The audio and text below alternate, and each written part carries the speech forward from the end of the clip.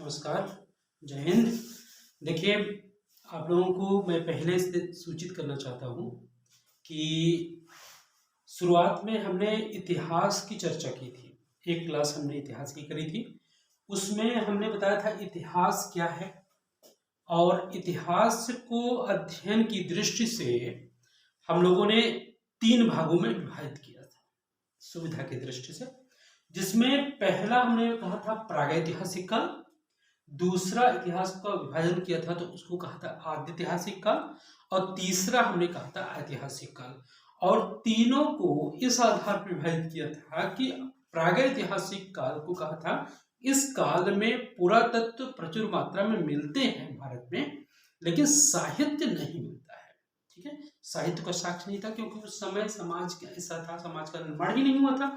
मनुष्य जो है यायावर जीवन व्यतीत करता था, पशुवत जीवन व्यतीत करता था।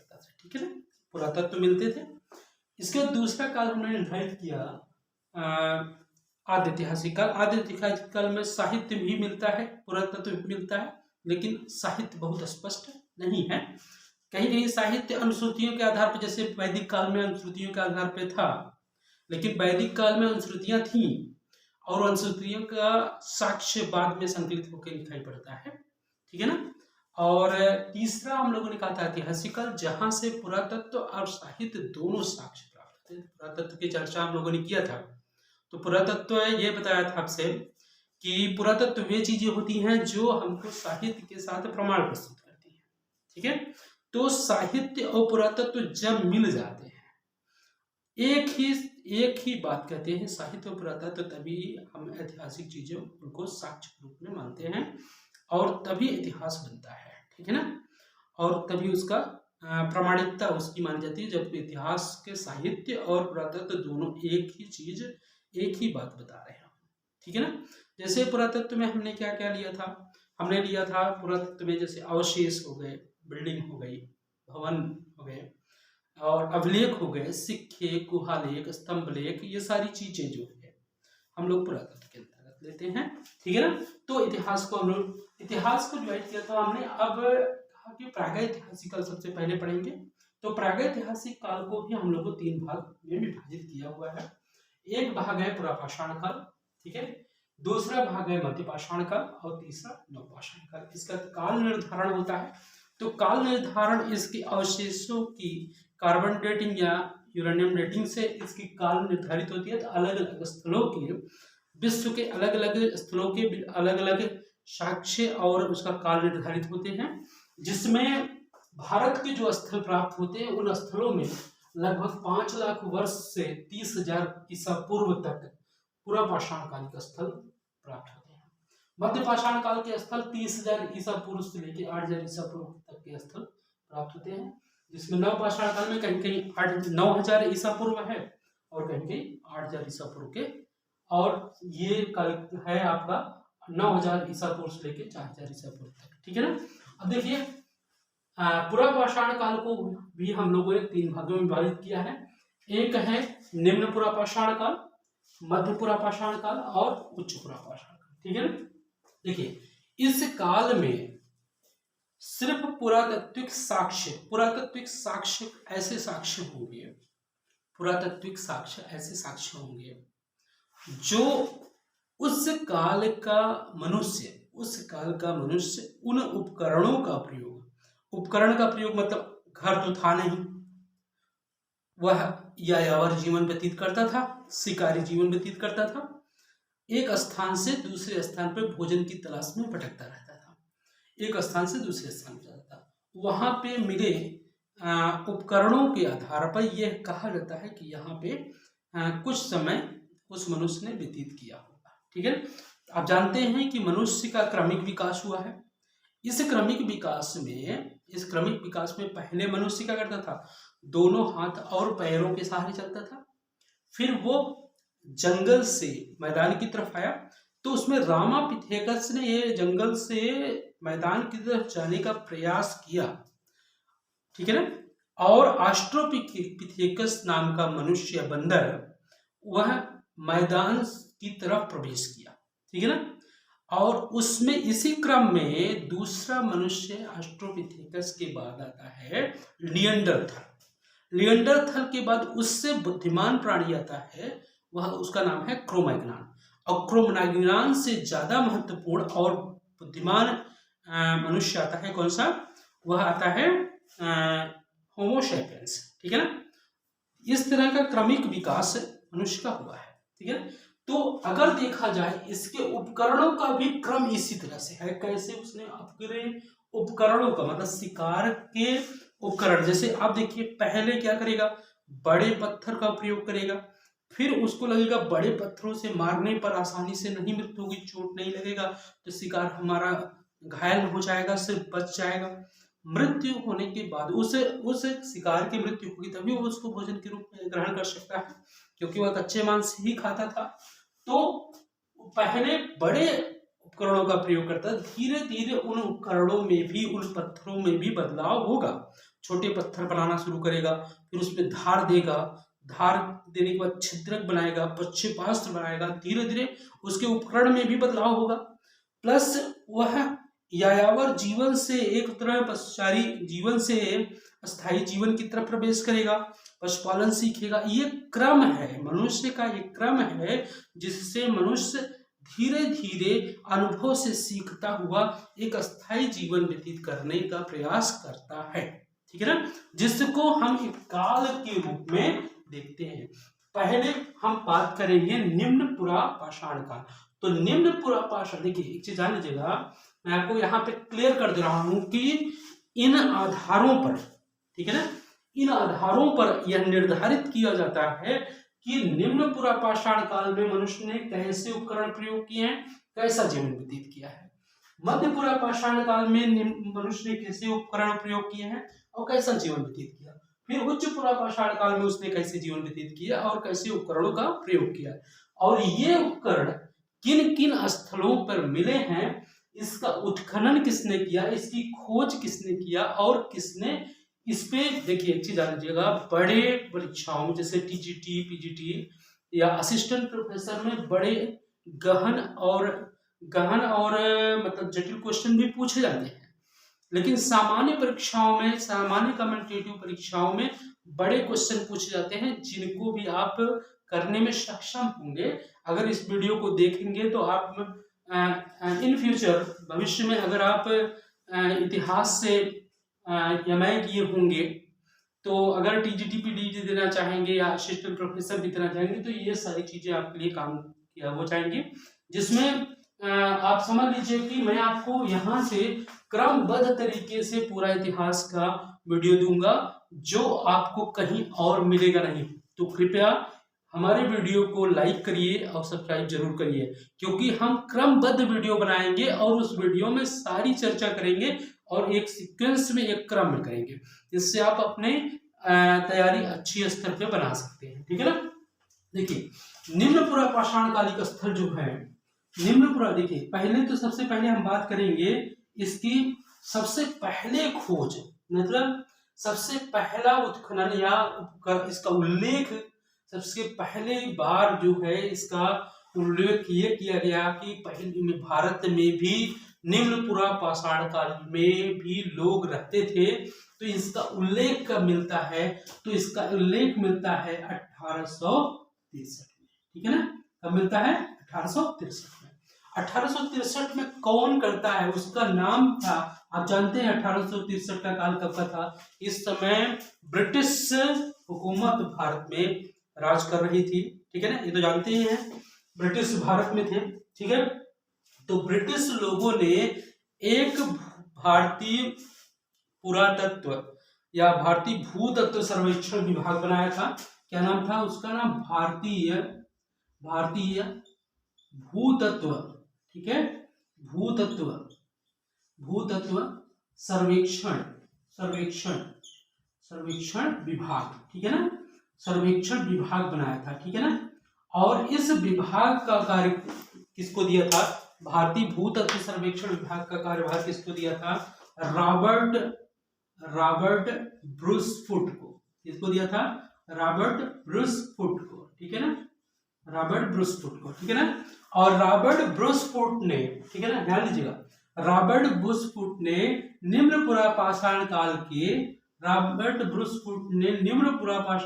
के पहला उपकरण प्राप्त किया। कहां से? मद्रास के पल्लवरम ने, ठीक है, मद्रास के पल्लवरम नामक स्थान से रॉबर्ट ब्रूसफुट ने क्या प्राप्त किया? हैंड यक्स संस्कृत के उपकरण। कौन से? हैंड यक्स संस्कृत के उपकरण, हैंड यक्स, ठीक है ना, देख रहे हैं, हैंड यक्स संस्कृति, ठीक है। अब आप सोचेंगे हैंड यक्स संस्कृत क्या है? तो हैंड यक्स संस्कृत मतलब हस्त कुठार होता है। हस्त कुठार का मतलब ये होता है कि जो पत्थर होते हैं, पत्थर को दोनों तरफ से फलक निकाल दिया जाता है, मतलब फ्लकिंग ने लवलियन विधि द्वारा फलक निकाल दिया जाता है, जिससे वो धारदार हो जाता है और वो पत्थर से मारा जाता है, ठीक है ना, वो हैंड यक्स संस्कृत कहा जाता है। इसके उपकरण निम्न पुरापाषाण कालिक उपकरण के रूप में देखे जाते हैं, जिसको किसने प्राप्त किया था? रॉबर्ट ब्रूसफुट ने, ठीक है ना, क्लियर। कौन था? रॉबर्ट ब्रूसफुट ने, पल्लवरम में, ठीक है ना। अब देखिए इसको ध्यान दीजिएगा, फिर इसके बाद ध्यान दीजिएगा कि अन्य महत्वपूर्ण अनुसंधान कहाँ किया गया?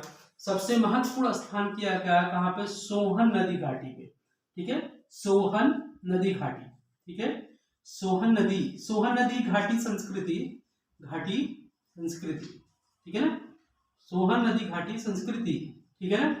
सोहन नदी घाटी संस्कृत से मतलब सोहन नदी क्या है? सिंधु की सहायक नदी है, ठीक है ना, सिंधु की सहायक नदी है, ठीक है ना, सिंधु की सहायक नदी है, ठीक, सिंधु की सहायक नदी है सोहन नदी घाटी। यहां से 1928 में, कब? 1928 में, ध्यान दीजिएगा, 1928 में डीएन वाडिया ने, ठीक है, डीएन वाडिया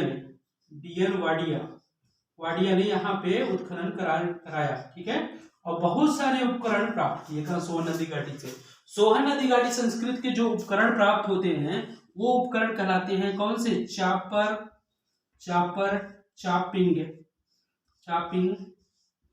चापिंग, पेबुल संस्कृत के उपकरण, ठीक है, पेबुल संस्कृति,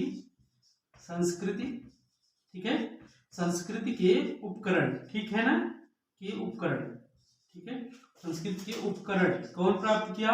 डीएन वाडिया ने, ठीक है ना, ध्यान दीजिएगा, 1928 में उपकरण प्राप्त किए, ठीक है ना, उपकरण। अब देखिए आप समझ रहे होंगे कि चापिंग और पेबुल संस्कृत क्या मतलब है इसका। देखिए चापर का मतलब बड़े बोल्डर होते हैं, कंग्लोमरेट, ठीक है ना, कंग्लोमरेट मतलब जब नदियों में जो ऊंचाई से गिर रही है नदियां, उनमें बड़े पत्थरों को काट के, पहाड़ों को काट के जब बड़े बोल्डर बनाते हैं, उन बोल्डरों को चापर कहते हैं। और चापिंग मतलब जब उस पे दबाव के द्वारा, लवलियन तकनीक के द्वारा उसके एक तरफ का फलक निकाल दिया जाता है तो चापिंग बनता है, ठीक है ना। और जब दोनों तरफ के फलक निकाल दिए जाए तो उसको बोलते हैं पेबुल। तो इस तरह के उपकरण बहुत प्रचुर मात्रा में सोहन नदी घाटी से मिलते हैं। और सोहन नदी घाटी से सबसे प्रमुख बात है कि यहाँ पे 5 वेदियां मिली हैं। क्या मिली हैं? 5 वेदियां। और ये द्वितीय और तृतीय अंतर हिमकाल में इसका निर्माण हुआ है, ठीक है ना। अच्छा ध्यान दीजिएगा, सोहन नदी घाटी में डीएन वाडिया ही नहीं, यहाँ पे KRU टॉड मतलब KRU टॉड महोदय ने 1930 में, ठीक है ना, 1930 में KRU टॉड महोदय ने यहाँ पे एक अनुसंधान किया और 1930 में इन्होंने पेबुल संस्कृत के बहुत सारे उपकरण प्राप्त किए। और यहाँ पे मैं बता दूं एक और स्थल इन्होंने प्राप्त किया, उसका नाम है पिंडी घेव, ठीक है, यहीं पे सोहन नदी घाटी पे पिंडी घेव नामक स्थान से, ठीक है, पिंडी घेव नामक स्थान से सोहन नदी घाटी संस्कृत के उपकरण प्राप्त किए, ठीक है ना। अच्छा सबसे महत्वपूर्ण अनुसंधान यहाँ पे किसने किया जानते हैं? 1935 में। ध्यान दीजिएगा, यह बात आप ध्यान दीजिएगा, सबसे पहले डीएन वाडिया, ठीक है ना, फिर KRU टॉड 1930 में पिंडी घेव से उपकरण प्राप्त किए, ठीक है ना। अब देखिए दूसरी बात ध्यान दीजिएगा, इसमें 1935 में, कब? 1935 में 1935 में जो है कैम्ब्रिज अभियान दल के, ठीक है, कैम्ब्रिज अभियान दल के डी टेरा, ठीक है, डी टेरा ने, कैम्ब्रिज अभियान दल के डी टेरा ने यहाँ पे बहुत बड़ी मात्रा में अनुसंधान किया और बहुत बड़ी मात्रा में अनुसंधान करने के बाद यहाँ से निम्न पुरापाषाण कालिक बहुत सारे उपकरण प्राप्त किए, ठीक है ना, क्लियर। देखिए एक चीज ध्यान दीजिएगा, ये नहीं कह रहे कि हमको कि चापर चापिंग पेबल संस्कृत निर्धारित कर दिया कि ये हैंडियक संस्कृति और चापर चापिंग और पेबल संस्कृत किस निम्न पुरापाषाण कालिक उपकरण है। तो ये उपकरण सिर्फ सोहन नदी घाटी से नहीं प्राप्त हुए, भारत के और बहुत सारे स्थल थे जहां से इस उपकरण प्राप्त हुए, ठीक है ना, ये उपकरण प्राप्त हुए। स्क्रीनशॉट ले लीजिएगा, ठीक है ना, अगर मान लीजिए थोड़ा सा दिक्कत हो तो आप ले लीजिएगा क्योंकि हम मिटा भी दे रहे हैं, ध्यान दीजिएगा। अब इसमें देखिए चापर चापिंग पेबल संस्कृति और हैंडियक संस्कृति मिली, तो ये संस्कृतियां और भी स्थलों से मिली हैं, जैसे भारत के, देखिए ध्यान दीजिएगा, मैं आपको बता दूं कि लिद्दर नदी है, लिद्दर, कौन सी नदी है, लिद्दर नदी, ठीक है, लिद्दर नदी जो है सतलज की सहायक नदी है, कौन सी, सतलज की, ठीक है ना, सतलज की सहायक है, ठीक है, सहायक नदी है। और यहां से संकालिया, एच डी संकालिया, क्या नाम था उनका, एच डी संकालिया, ठीक है ना, बहुत विद्वान आदमी थे संकालिया महोदय, और संकालिया महोदय ने, ठीक है, ध्यान दीजिएगा। देखिए मैं आपको बहुत सटीक मतलब तथ्य दे रहा हूं। एच डी संकालिया महोदय ने यहाँ से लिद्दर नदी से, पहलगाम में है, कहाँ पे, श्रीनगर के पहलगाम में, ठीक है, पहलगाम में है, ठीक है ना, पहलगाम में है। एच डी संकालिया ने यहाँ से मतलब कि निम्न पुरापाषाण कालिक उपकरण प्राप्त किए, ठीक है ना। और आप ध्यान दीजिएगा कांगड़ा में, देखिएगा ये स्थल हो गया एच डी संकालिया ने, और कांगड़ा से निम्न पुरापाषाण कालिक स्थल, ध्यान दीजिएगा, कांगड़ा से 1951 में, कब, 1951 में, आपने बहुत नाम सुना होगा बीबी लाल का, ठीक है, बीबी लाल महोदय, मतलब एक इतिहासविद थे बीबी लाल, बहुत महत्वपूर्ण नाम है। बीबी लाल ने 1951 में कांगड़ा से, मतलब ये आप समझ सकते हैं कि कौन सी नदी थी, अभी नदी घाटी है, ध्यान दीजिएगा, जितने निम्न पुरापाषाण कालिक स्थल हैं वो सभी नदी घाटियों से प्राप्त हो रहे हैं, ठीक है ना।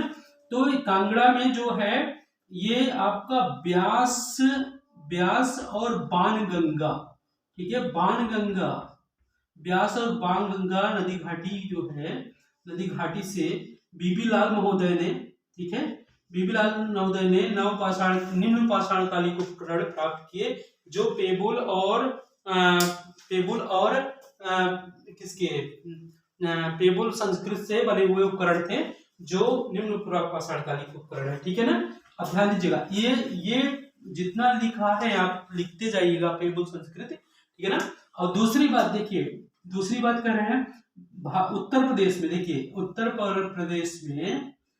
प्रदेश में, ठीक है, उत्तर प्रदेश में देखिएगा, उत्तर प्रदेश में आपका सिंगरौली, ठीक है, सिंगरौली, ठीक है, सिंगरौली मतलब मिर्जापुर के आसपास है, ठीक है, सिंगरौली मिर्जापुर, ठीक है, मिर्जापुर और बेलन, ठीक है, बेलन नदी घाटी, बेलन जानते हैं, टोन्स की सहायक नदी है, किसकी सहायक नदी है, बेलन नदी घाटी पे, ठीक है ना, बेलन नदी घाटी, ठीक है, किसकी सहायक नदी है, टोन्स की सहायक है, टोन्स की सहायक नदी, ठीक है, टोन्स की सहायक नदी है, ठीक है, सहायक नदी, ठीक है ना, टोन्स की सहायक नदी है, ठीक है, टोन्स की सहायक नदी है।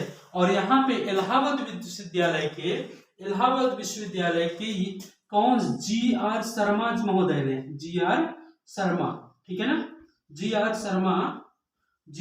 शर्मा ने यहाँ पे शोध करवाया, ठीक है, यहाँ पे शोध किसने करा, जी.आर. शर्मा ने करवाया, ठीक है ना।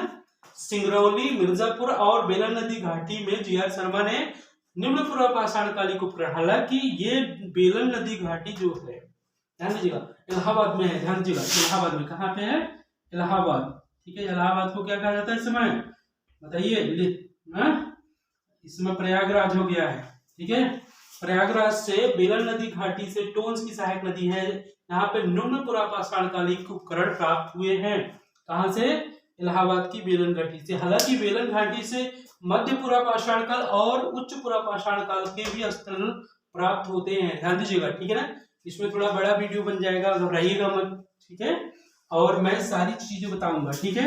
अब देखिए इसके साथ साथ ध्यान दीजिएगा, महाराष्ट्र में, महाराष्ट्र, ठीक है, महाराष्ट्र में कहां पे? गोदावरी, ठीक है, गोदावरी, ठीक है ना।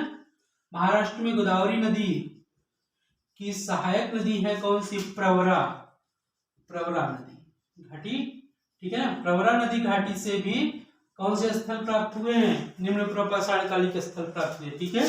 और मध्य प्रदेश में देखिएगा, मध्य प्रदेश में, ठीक है, मध्य प्रदेश में जो है नर्मदा नदी घाटी, कौन सी? नर्मदा, ठीक है, नर्मदा, नर्मदा नदी घाटी, नर्मदा, नर्मदा नदी, ठीक है, घाटी से, ठीक है, नदी घाटी के पास, ठीक है, नर्मदा नदी घाटी के पास देखिएगा कौन से स्थल है? नरसिंहपुर, नरसिंहपुर, ठीक है, नरसिंहपुर में, ठीक है ना। कुछ निम्न पुरापाषाण कालिक स्थल प्राप्त हुए हैं। निम्न पुरापाषाण कालिक उपकरण सोहन नदी घाटी के जो उपकरण है वो वहां से भी प्राप्त होते हैं। कहां से? नरसिंहपुर से, ठीक है, क्लियर ना, ये चीजें समझ में आ गई, ठीक है। अब देखिए बात करते हैं कहां से? राजस्थान में, राजस्थान में भी प्राप्त होते हैं, ठीक है। राजस्थान में कहां से? चंबल से, चंबल, चंबल नदी, ठीक है ना, चंबल नदी घाटी से, ठीक है, चंबल नदी घाटी से भी क्या प्राप्त होते हैं? निम्न पुरापाषाण कालिक उपकरण प्राप्त होते हैं, ठीक है ना। समझ में आ गया कि नहीं? देखिए, और देखिए चंबल नदी घाटी से राजस्थान में, और राजस्थान में, वो सॉरी गुजरात में, गुजरात में, ठीक है, गुजरात में जो है माही, ठीक है, माही और साबरमती, कौन सी? साबरमती, ठीक है, साबरमती नदी है, ध्यान दीजिएगा। माही और साबरमती नदी घाटी से भी, ठीक है ना, माही और साबरमती नदी घाटी से भी निम्न पुरापाषाण कालिक उपकरण प्राप्त होते हैं, ठीक है ना। और देखिएगा कर्नाटक में, ठीक है, कर्नाटक में कृष्णा नदी, ठीक है, कृष्णा, ठीक है, कृष्णा, कृष्णा की सहायक नदी कौन सी है? तुंगभद्रा, कौन सी? तुंगभद्रा, ठीक है ना। तुंगभद्रा से, तुंगभद्रा नदी से, नदी घाटी से भी निम्न पुरापाषाण कालिक उपकरण, कौन से? निम्न पुरापाषाण कालिक उपकरण प्राप्त होते हैं, ठीक है ना। देखिए कर्नाटक के कर्नाटक में कृष्णा नदी के तट पर, ठीक है, यहाँ पे देखिए ध्यान दीजिएगा, कर्नाटक में जो स्थल प्राप्त होते हैं बदमदुरै, ठीक है ना, ध्यान दीजिएगा, बदमदुरै जो है यहाँ से कुछ स्थल प्राप्त होते हैं, ये मद्रास का है हालांकि, ठीक है। अब देखिए ध्यान दीजिएगा, इसमें जो है आंध्र प्रदेश के गुट्टूर, ठीक है, से भी कुछ निम्न पुरापाषाण कालिक उपकरण प्राप्त होते हैं। इस तरह से हम लोगों ने विभिन्न निम्न पुरापाषाण कालिक उपकरणों पर चर्चा की है, ठीक है। और उन उपकरणों को ध्यान दीजिएगा, उन उपकरणों का आप लोग नोट करिए, ठीक है ना। तो अभी थोड़ी देर बाद फिर हम दूसरी क्लास में मिलते हैं, जिससे हमारी वीडियो बढ़ने न पाए, ज्यादा बड़ी न हो पाए, क्योंकि इतना ज्यादा तथ्य है, उन तथ्यों को बता पाना एक बार में छोटे से वीडियो में बड़ा आसान नहीं होता है, इसमें बड़ी मेहनत करनी पड़ती है। तो आप लोग सिर्फ क्रमबद्ध वीडियो से जुड़े रहिए और प्लीज सब्सक्राइब करिए, और सब्सक्राइब करेंगे तो हमारा दूसरा वीडियो आपको मिलेगा। देखिए मैं बहुत मतलब इसको कॉमेडी नहीं बना रहा हूँ और बहुत लोगों की तरह, लेकिन मैं आपको तथ्य सारे दूंगा, कोई भी तथ्य छूटने नहीं पाएगा। तो चीजें लगातार मिलेंगी आपको क्रमबद्ध तरीके से। जय हिंद, जय भारत।